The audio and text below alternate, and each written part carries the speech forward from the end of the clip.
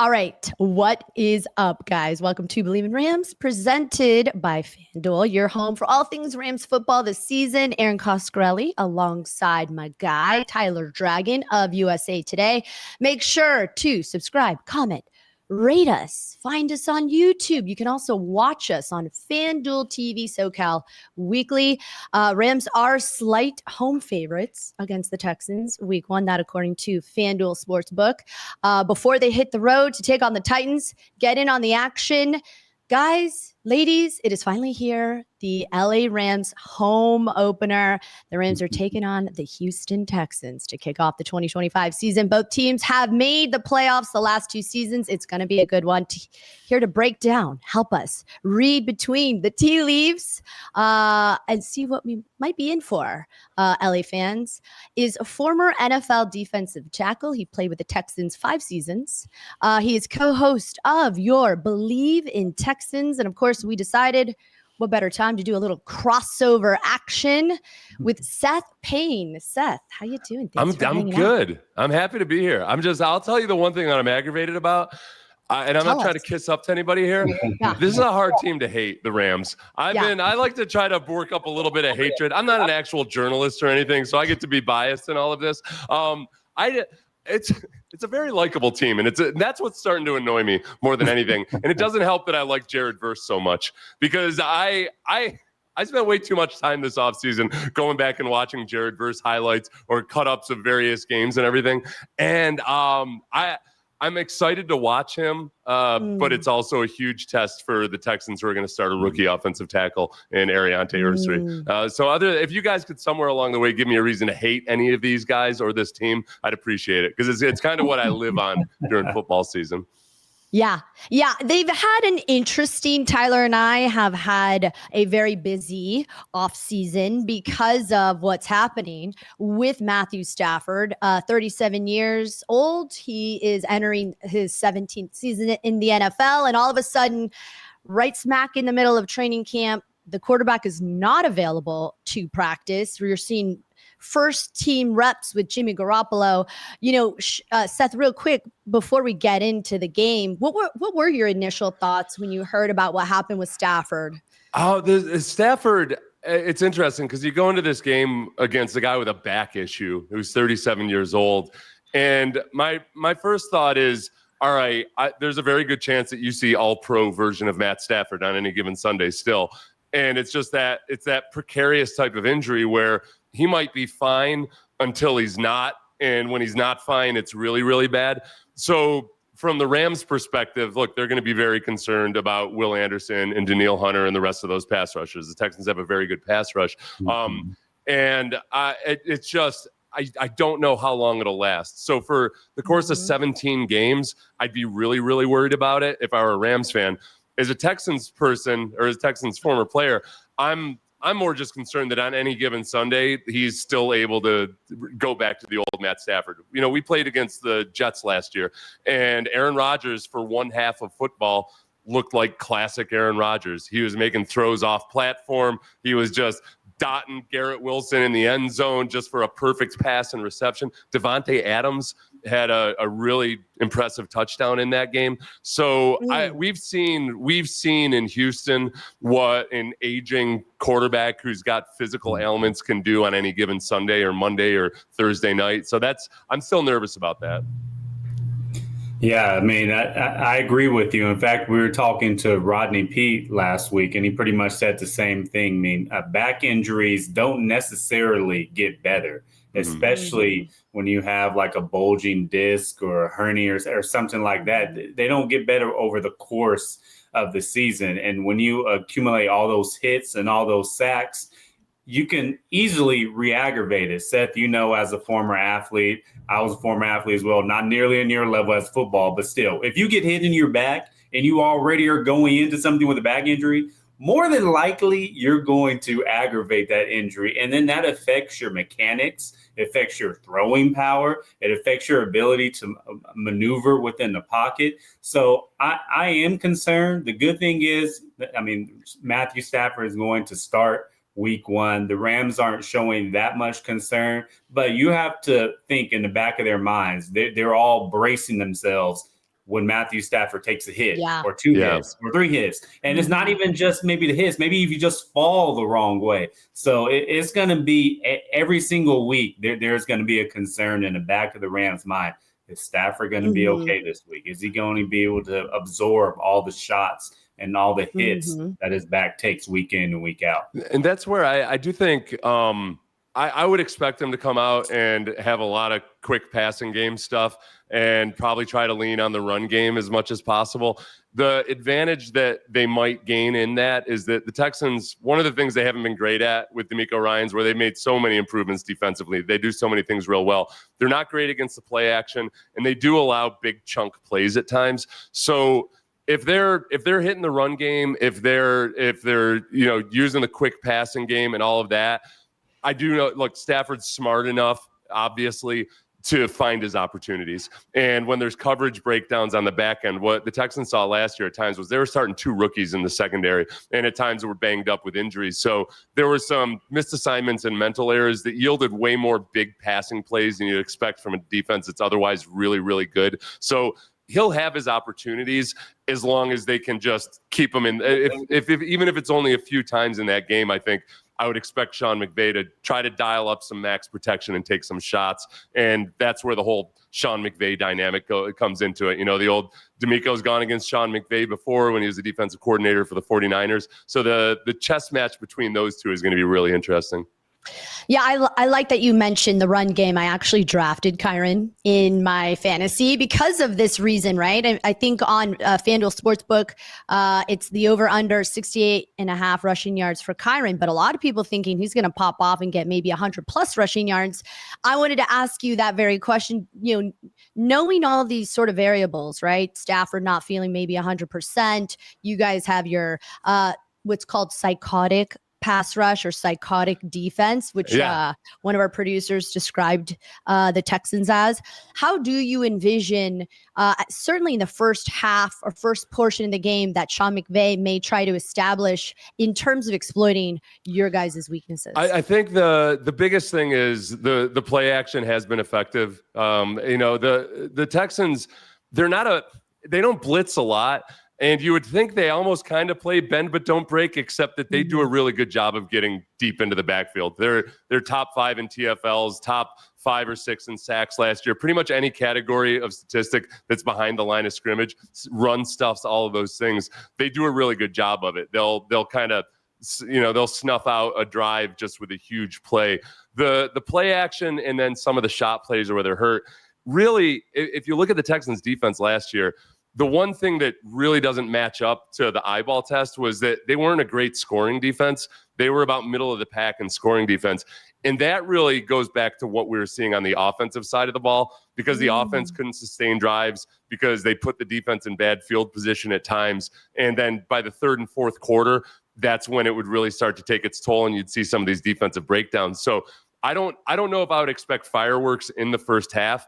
I think Sean McVay, especially given that Matt Stafford's injuries are going to be concerned, he might look like an old cigar smoking fat football coach in the first half and just try to hammer the run, play it conservatively, take what the defense gives you, all of that, and just try to see if they can exploit their opportunities when they get them. But I'll tell you, this is another thing that's frustrating about going against Sean McVay. And the fact that, you don't get to see the starters play at all in the preseason. DeMeco referenced this the other day. It's that you don't know what they're going to do. Sean McVay has changed that offense from the time he got there. He's very adaptable. He'll change the run methodology, how they're going to use Puka Nacua this year when paired up with Davante Adams instead of Cooper Kupp. So there's going to be a wrinkle in there somewhere. And I think it might end up being a low-scoring game in the first half until somebody finds a crinkle to attack at some point. Yeah, usually at the beginning of the season, I've noticed that defenses are ahead of the offenses, so we might see low-scoring games across the NFL. But I wanted to ask you, do you expect Stingley to either travel with a Davante Adams or Puka Nacua? There's a really good chance that he will, and he started to do that a lot more last year. And part of it was they didn't do it as much earlier in the season because they had 2 rookies starting in the secondary. And whenever you have a cornerback track the best receiver, it puts a little bit more pressure on the other cornerbacks because, they might be accustomed to only playing on the right side, and all of a sudden they got to play on the left or the right. So I think there's a really good chance that Derek Stingley will travel. One of the matchups to watch, I'll go back to that Davante Adams play last year against the Jets when the Texans had an all-out blitz on, 6-man blitz, and Jalen Petrie was matched up on Davante Adams in the slot. So Jalen Petrie is another one of these guys that makes a lot of plays behind the line of scrimmage. And he's the nickel cornerback, but he's more of a hybrid safety / linebacker. I would call him a nickel linebacker more so than a slot corner, but they'll play him out there in the slot. So when the Texans do choose to get aggressive, there's times where Jalen Petrie is in the slot. And if he doesn't have safety help over the top, he's not a cornerback. He's a safety / linebacker. That's what makes me personally nervous because I saw it. I saw it play out in real time last year when Davante Adams did it on the Jets. Yeah, it's interesting. Davante's there. I mean, they got rid of Cooper Kupp, and so much emphasis has been made on the Rams offense. It gets a lot of attention, but since you're a defensive guy and you just spoke highly of a one Jared Verse, what is your expectation for what you've seen from the Rams defense, and can they get better? How can they get better in your opinion? I think obviously they need to improve versus the run. And I think Poona Ford is a bigger addition than I think most people might realize. Poona Ford, I saw play versus the Texans in the playoffs last year when they played the Chargers.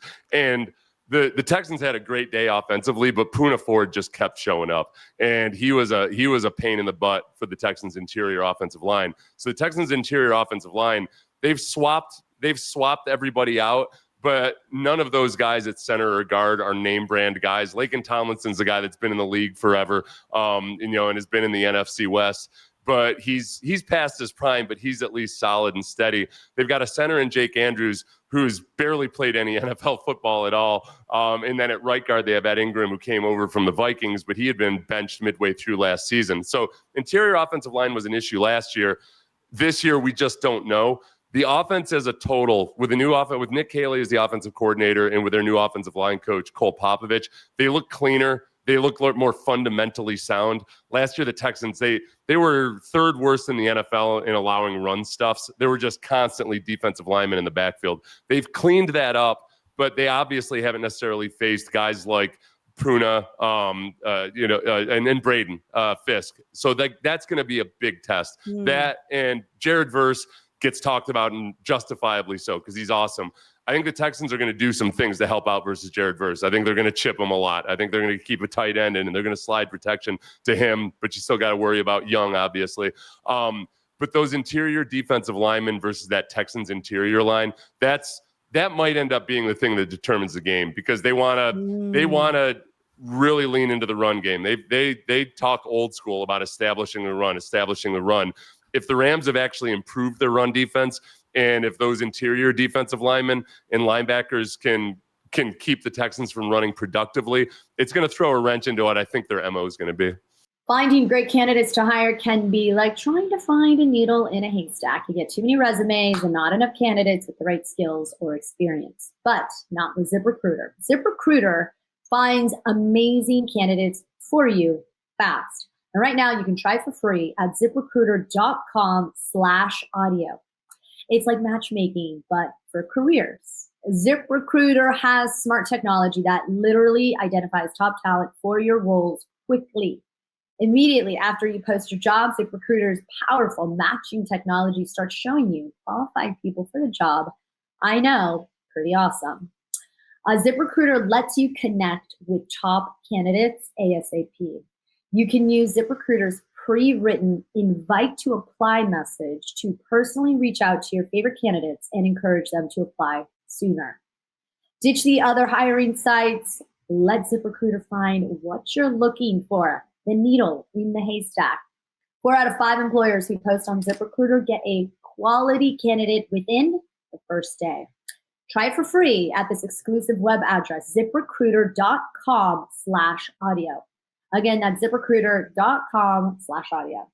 ZipRecruiter, the smartest way to hire. You stole my next question because I was pretty much going to say I feel like the key to the game is the battle of the trenches on both sides of the ball. I mean, the Texans have a revamped offensive line. I Bleav 4 new starters going up against the Rams defensive line, which is probably their best unit on defense. And then on the other side, you have the Rams O-line going against Danielle Hunter and Will Anderson. And we just talked about Matthew Stafford's back. If you can't block those guys, you're in a long outing for the Rams. So the battle in the trenches, offense and defensive line, that to me is the matchup to watch and could very well decide the game. Well, tell me, I'm glad I could talk to you guys about this. Tell me how I should be feeling about Alaric Jackson right now. Like 100% good to go, or is it still one of those kind of, yeah, he's fine. Yeah.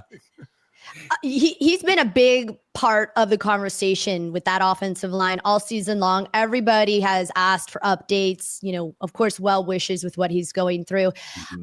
From my perspective, I'll let Tyler jump in, but they've seemed comfortable with him from my vantage point. Certainly, of course, wanting to prioritize the health of the player. But Tyler, in your opinion, do you think he's going to have any limitations?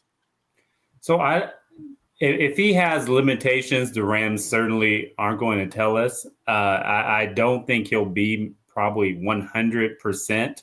And I feel like the Texans have the matchup on the lines when it comes to the defense, and that's the strength for the Texans defense. And that's probably the weakness of the Rams offensive line are their tackle spots, although you can make an argument that the interior is, but they're going to have to chip with Kyren Williams and a Blake Corum. They're going to have Tyler Higbee block a little bit to help out those tackles, because those two edge rushers, they present a huge matchup problem for LA.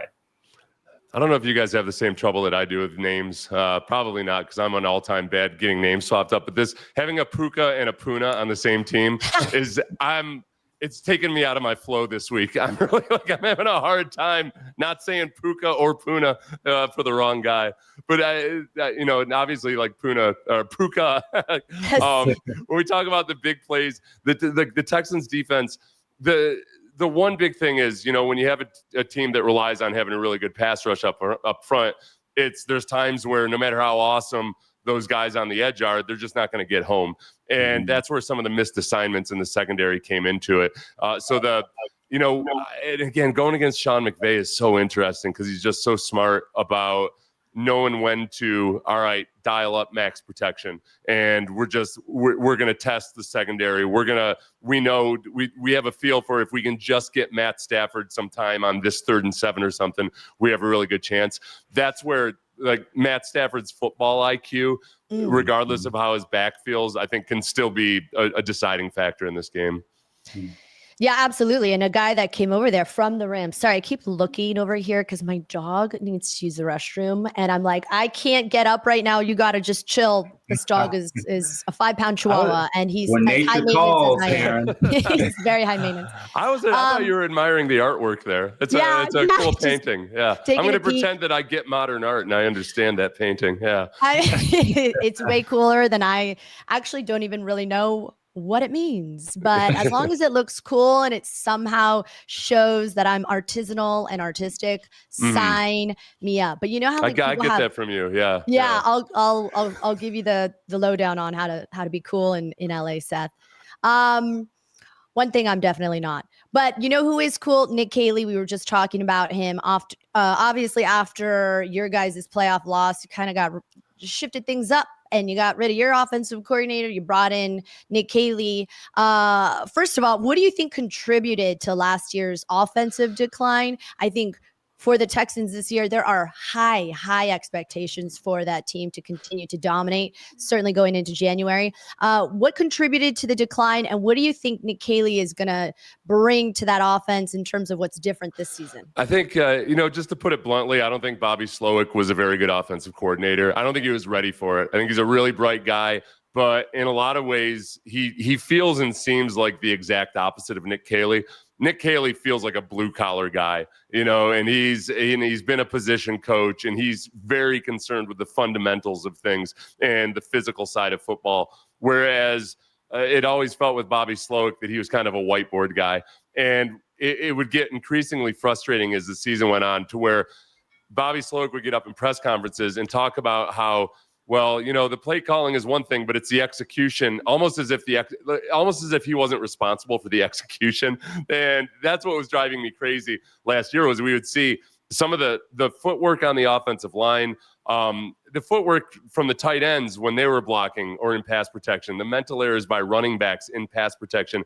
When you start to see guys who are smart football players play the worst football they've played in their lives, in a lot of respects, it's hard not to blame the offensive coordinator, but it's also sometimes can be too tempting to blame it all on the offensive coordinator. So there was the offensive coordinator, but then also I think on the offensive line, one of the big headline moves for the Texans this year was they traded away Laremy Tunsil, the left tackle. And people are wondering, how the heck did you trade away your best offensive lineman on a team that gave up the second most sacks in the league, or the third most sacks in the league last year? And I think it was a combination of things. For one, he's getting older. He's gonna get another big contract where the Texans need to fix all 5 spots on the offensive line. But Laremy Tunsil is also more of a finesse player. He's brilliant in pass protection. He's almost an artist in pass protection. Kind of a reluctant run blocker. And I think they changed. And with Nick Caley, you can see this. He is all about wanting I call it caveman football. They just want guys that relish the physical part of the game, and they're running a whole lot of duo and a whole lot of gap scheme stuff, and they're just double teaming defensive tackles up into the lap of the linebacker. And it's enough that I don't know what their ceiling is, but I think it's enough that they're not going to have all these negative run plays. If they can get 3 yards in a cloud of field turf pebbles, like that's enough for CJ to be the best version of himself. Because last year he was in the top 3 for second and longs and 3rd and 10 plus in the league. He just saw all of these extreme down and distance situations behind poor pass protection, where it was like, if you watch Pat Mahomes in the Super Bowl, Pat Mahomes' pressure rate in the Super Bowl was 2 points lower than what CJ Stroud saw all season long. So it's hard to operate in that environment. And Caley's brought very much of a fundamental blue collar approach of just, let's get the basics right. Let's be a solid front. We don't have to reinvent the wheel. And that's encouraging. It's one of those things where I don't know if it means it's going to be an awesome offense, but it's like my head feels better when I stop banging it against the wall. Last year, I felt like I was banging my head against the wall the entire time. I still might have bleeding from the ears or something, but at least the bleeding has stopped right now. So speaking of being physical, who do you expect the Texans running back to be now that Joe Mixon is on IR? And when do you expect Joe Mixon to return? Because RB1, is it going to be Nick Chubb? I Bleav so. I Bleav so. I'll give you a little nugget. I think that Woody Marks, somebody familiar with Southern California, I think Woody Marks might play a much bigger role on this team early in the season. And they have 2 guys right now, Nick Chubb and Dameon Pierce, who are big body, 3-down types of backs, kind of like David Montgomery might be up in with Detroit, but then they have Jahmyr Gibbs up there. I think that you could see Woody Marks playing that Jahmyr Gibbs role, and that oh boy, man, it gets complicated. So Nick Chubb doesn't look like peak Nick Chubb. He doesn't look like he did when he was at his prime. He had a really horrific knee injury 2 years ago, and I think that's a 2-year recovery from that. But he still has vision and he still has strength. And I think that as long as the blocking is good, I think he's going to be a productive back. I just don't know how much they want to use him. So they'll probably spell him with Dameon Pierce a little bit. But Woody Marks as a receiver out of the backfield, but then also as a guy that knows pass protection. I was really, really impressed with Woody Marks in the preseason, picking up blitzes, really looking like he knows what he's doing back there. And usually the thing that keeps rookies off the field is when coaches just don't trust them. I think there's a real good chance they'll trust Woody Marks, and they're trying to get CJ to really embrace, don't view the check down as a bad thing. View it as a weapon and get to it early if that's what the coverage dictates. So I think Woody Marks is going to be way more active than people might expect. Ooh, I love it. I love the inside scoop. I know we're almost short on time, but really quickly, both of you guys actually mentioned you think it's gonna be a low scoring affair if it does become sort of a more battle up front, defensive type of game. Who do you think that benefits more, the Rams or the Texans? I think it benefits the Texans. I think the Texans offensively will do anything and everything they can to limit Jared Verse and Braden Fisk and all of those other guys with their scheme. I think the Texans pass rush is going to get home, and I just don't know. And again, I wish I could feel any kind of agitation about the Rams, but I kind of feel bad for Matt Stafford. Like you see this when a guy's 37 years old and he's going through a kind of injury like this. I just don't think it's going to go. I don't think he's going to fare well physically in this game, and it's going to get to him at some point. Hopefully not with a huge injury or anything, but I think there's a better chance than not that back issue is at least creeping into his mind by the end of the game. So what's your score prediction? Yeah. I've got Texans 24-21 because I'm maintaining my homer glasses until I get angry at the Texans and abandon them at some point. Who do you think is losing more sleep the night before, Sean McVay or Stafford? I feel like isn't McVay kind of wired as a guy that just always loses sleep all the time because he's just constantly. And he has a young child, so he's not getting much sleep. Yeah. That's a great question. I think probably McVay. I think Stafford's at that point where he's played so many games in the NFL and he's played through injuries before. By the way, CJ Stroud just absolutely worships Matt Stafford. That's another thing that makes it hard to hate the Rams. Like he idolizes him. He will angrily defend Matt Stafford's honor when top quarterback discussions come up and everything. But like he's dealt with injuries before. This is a unique one, and it might be a really, really hard one to play through. But I think he's got the mindset where McVay's got to almost probably have two game plans of like, what do we do if Matt Stafford's feeling good, and what do we do if we got to go to Jimmy Garoppolo? Yeah, I mean, that's been the biggest storyline of the offseason is what is the durability? Is he going to last all season? And then how's the backup plan going to look?